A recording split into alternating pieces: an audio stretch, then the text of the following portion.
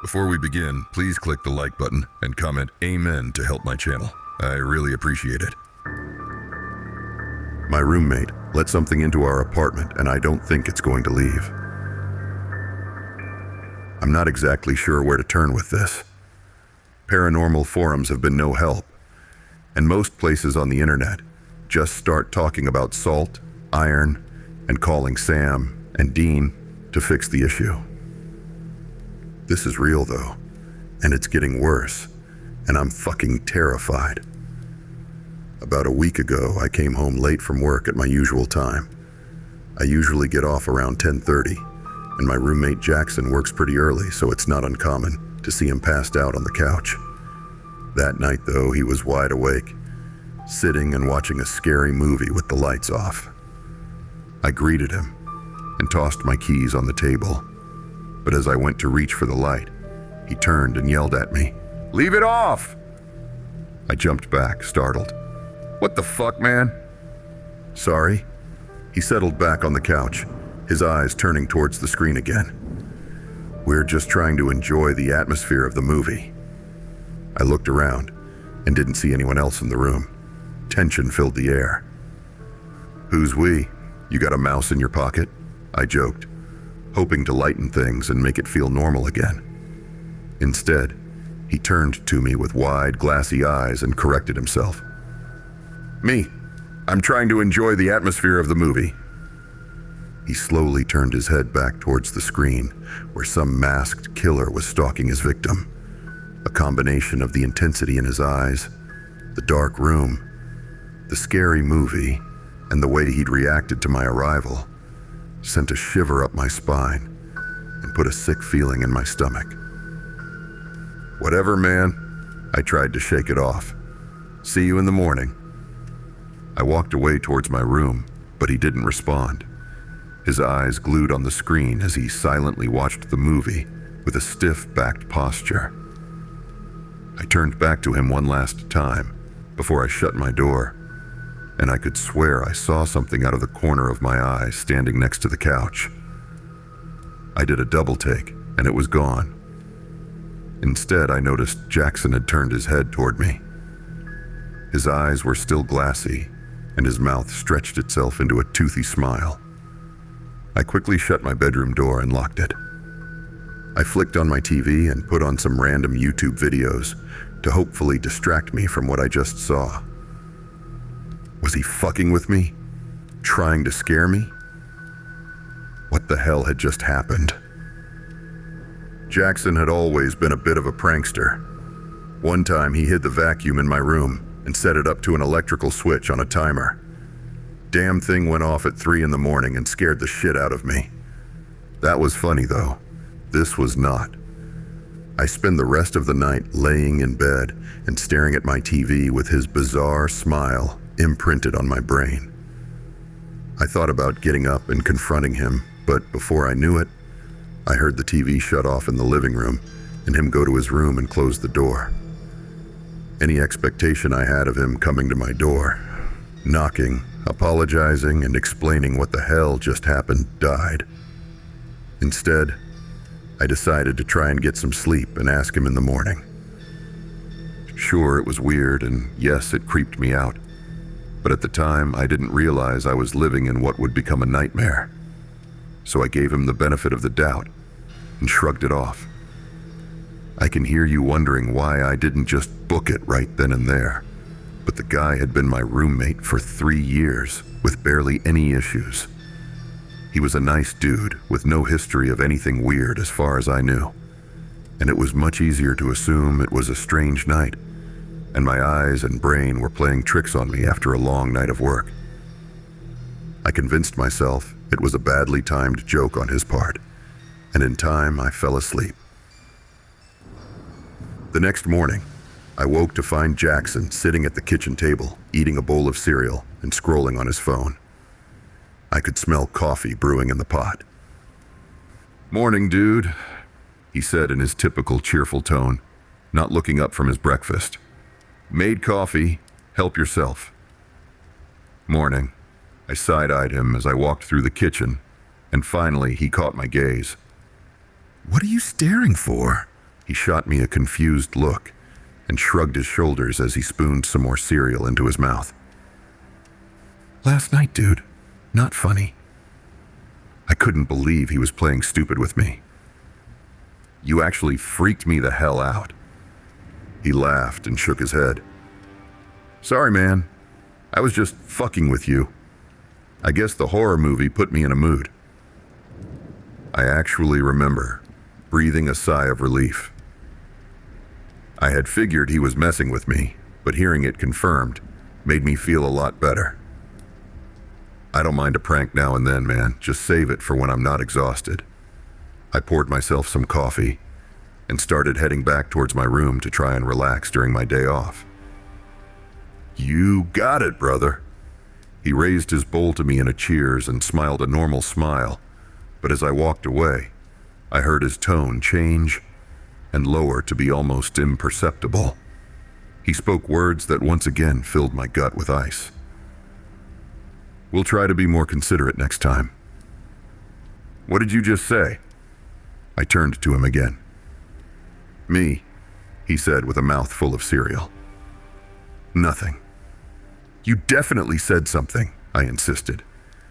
Dude, you are being weird as hell. He got up and put his now empty bowl in the sink. Listen, I'm sorry I messed with you last night. I promise I didn't say shit, though. Again, I know what I heard, but he was convincing as hell. It was easy to trick myself into thinking I was psyching myself out.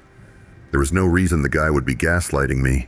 At worst, he was just messing with me, and if I told myself I just needed to let it go, everything would go back to normal. I guess I'm still just tired and a little tweaked out from last night, I said to him. I sipped my coffee and headed towards my room again. Sorry, man. No worries, he said, heading towards his room as well. Sorry I tweaked you with my joke. I thought that would be that. But 2 nights later, things got way worse. I woke up at about 1:30 to the sound of scratching at my door. It was like a dog begging to be let in despite the fact that neither Jackson or I have a dog. I wiped the sleep from my eyes and stared at the door with an intense focus. The sound continued. Small scratches, short and quick. It made me think a bit of scurrying rats gnawing on support beams in the walls. I slipped out of bed as quietly as I could and got closer to the door. I pressed my ear to the wood and could feel vibrations of whatever was scratching on the other side. Jackson, I called out, unsure if I was expecting a response. What's up, man? I heard him right away, but not next to my door. He sounded like he was in the living room. I flung the door open to nothing. Moonlight crept in through the window and cast an eerie blue over the apartment, but Jackson wasn't there. No rat, no dog, no roommate, nothing to have made the noise, and no one to have called back to me. Maybe I should have been scared, but honestly, I was irritated. He was still trying to mess with me, and I just wasn't in the mood. I walked across the hall to his door and knocked on it aggressively. Jack! I almost shouted, but thought better. I kept my tone firm and knocked again. Jack, what the fuck, man? Silence. I pressed my ear against his door. Jack, I said again in a softer tone. He didn't respond. I tried his knob, and his door wasn't locked. As I turned the handle, this creeping dread filled me that something awful was waiting for me on the other side of that door. Hey man, are you all right in there? I slowly pushed the door open, and as the room slowly came into view, I saw Jackson sitting on his bed with his back to me. His posture was stiff like before while he was watching the movie, hands on his knees, his body still as a statue. Dude, what the hell is... My words caught in my throat as the rest of the room came into view. I still can't fully believe what I saw standing there. A figure stood next to Jack, tall, I would guess almost 7 feet. A sheet was draped over it like an old ghost costume, but without the eye holes. Just a white sheet with what looked to be a person underneath. "I'm fine." Jackson spoke, but not alone. The thing underneath the sheet spoke with him in unison, its gravelly, rotten voice tangled with his. "I'm just hanging out with my new friend." I almost screamed, but I was so goddamn scared that at that moment, I was frozen in place. Something about this made me realize this was no joke. The thing under the sheet gave off the worst air of danger I'd ever felt in my life, like staring down the barrel of a gun. "He came knocking the other night." They both spoke. The thing just a half second before Jack, though, like it was guiding his voice. "I let him in. He likes it here. So warm and inviting." I backed away, slowly. A terror filled me and told me to flee. I felt like if I ran, it would chase me. Like locking eyes with a predator in the wild. "We can all be friends now. The best of friends. Jackson says you're easy to scare." It was speaking alone now. "Show me." With that, it moved across the room, and then it was directly in front of me. It didn't walk or run. It was like it fucking fast-forwarded. Startled, I stumbled backwards and into the wall behind me, cracking my head on a framed picture. I scrambled to my feet and looked up. Jackson was once again wearing that stiff smile and standing next to this thing. This intruder. "Come on, brother," they said together. "Let's all watch something scary." The sheet lifted ever so slightly, and a gaunt gray arm slid from underneath. Thin, bony fingers reached for me and snagged the collar of my shirt as I attempted to bolt down the hall and to the front door. I heard the fabric rip as I tore myself free and sprinted to the exit. "We can all live here together. No need to run." The voice got muddier, uglier. It sounded like it was underwater and distorted, shredded vocal cords. I flung open the front door and flew into the hallway. The hall lights burned my eyes for a second as I ran to the stairs. All around me, at every apartment door, I heard knocking as I tore my way down the hallway. I saw some people opening their doors to find out what was going on. Each of them went blank as soon as they did. I watched some of them fling the door open, ready to scream at whoever was knocking so late. But their expression dropped, and their eyes went as glassy as Jack's. I jumped down, skipping 3 to 4 steps at a time, my bare feet slapping against the cold vinyl floors of the building's hallways. More and more doors opened, people standing frozen at the threshold, and those tall, sheet-covered entities standing next to them. Some were guiding them back into their homes. Some just watched me as I moved as quickly as I could down the hall. I burst out through the front door into the warm night air. I must have ran 3 or 4 blocks before the realization hit me that I was in my pajama pants. No phone, no wallet, no keys, no shoes, and no fucking idea what to do. I ended up finding an all-night diner that let me use their phone. I thought about calling the cops. But what do I say? Ghosts have taken over my apartment building, and the residents are hypnotized, possessed. Nothing I could say wouldn't sound insane.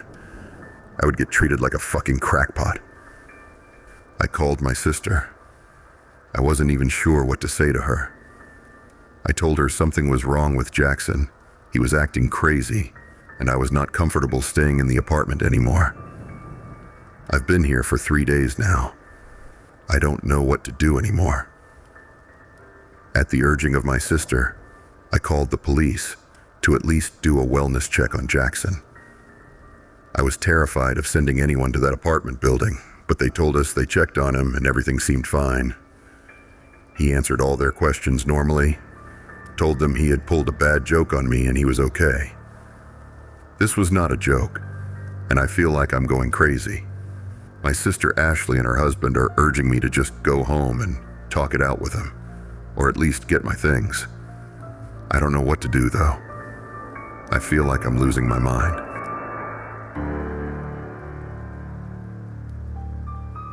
Aha!